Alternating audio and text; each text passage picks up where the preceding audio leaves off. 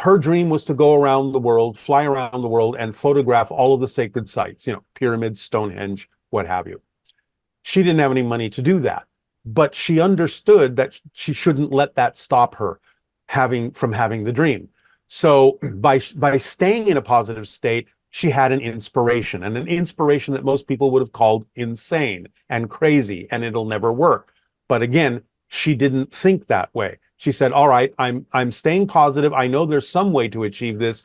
And so by staying in a positive state, she gets this inspiration. And her inspiration was, I'm going to go to the airlines and I'm going to ask them to fly me around the world to all these sacred sites for free. So she knew that there needed to be some form of exchange, some equal give and take. So when she went to the airline with her proposal, she said, look, if you fly me around to all these beautiful places, I will take these gorgeous photographs. Here's a sample of the photographs I've already taken. You can see how wonderful they are. And I will let you use them in your brochures to attract tourists to your airline to fly to these places.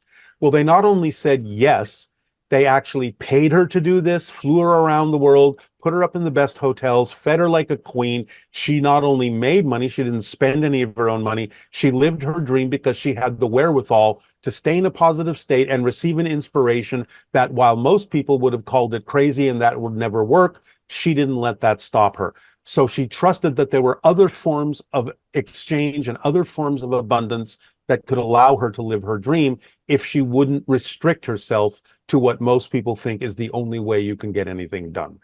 That is what happened in our real physical reality. It's a real living example of how it works when people broaden their definition of what it means to be abundant and have that kind of an economy.